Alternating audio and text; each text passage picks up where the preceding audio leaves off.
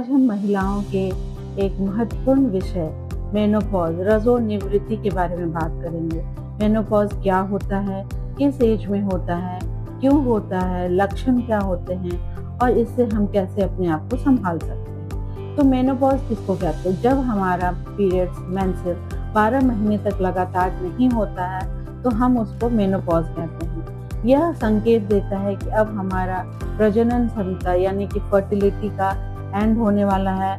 यह नॉर्मली जो है 45 से 55 साल के बीच में होता है। अगर यह 40 के पहले हो जाए तो इसे हम प्री मैच्योर मेनोपॉज कहते हैं, और अगर 55 के बाद होता है तो इसको हम जो है डिलेड मेनोपॉज कहते हैं। नॉर्मली मेनोपॉज के 3 चरण हैं, पेरी मेनोपॉज, मेनोपॉज और पोस्ट मेनोपॉज। पेरी मेनोपॉज में हम लोगों को जो है नॉर्मली पीरियड्स इरेगुलर होना शुरू हो जाता है, लक्षण आना शुरू हो जाता है, पीरियड अनियमित हो जाती है, मूड स्विंग होने लगता है, हॉट फ्लशेस होते हैं, पसीना आना, नींद नहीं आना, बाल झड़ना शुरू हो जाता है और बहुत बेचैनी रहती है। इसको हम पेरी मेनोपॉज कहते हैं। उसके बाद मेनोपॉज आता है जब हमारा कंप्लीट 12 मंथ तक जो है महिला को अगर पीरियड्स नहीं आता है तो इसे हम मेनोपॉज कहते हैं। मेनोपॉज क्यों होता है? इसके होने का मेन वजह है कि जो हमारा अंडाशय है, ओवरीज, जो एस्ट्रोजन प्रोजेस्टेरोन रिलीज करता है वो कम होना शुरू हो जाता है, जिसकी वजह से हमारे मेंसेस बंद हो जाते हैं। उसको हम मेनोपॉज कहते हैं। इसके लक्षण क्या है?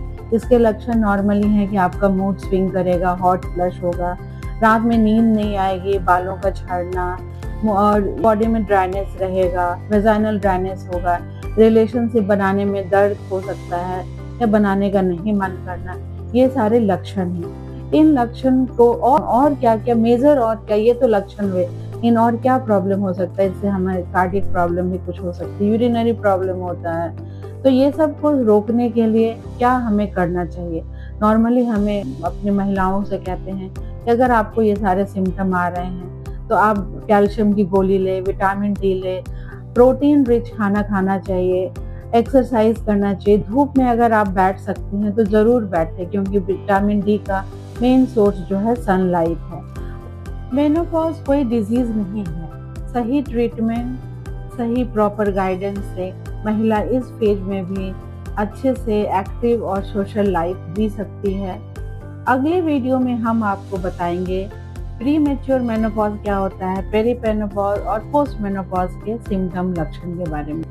अगर यह वीडियो आपको अच्छा लगता है और जानकारी आप चाहते हैं तो आप कमेंट सेक्शन में हमसे पूछ सकते हैं, आगे मिल भी सकते हैं।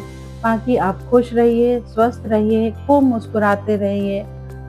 धन्यवाद।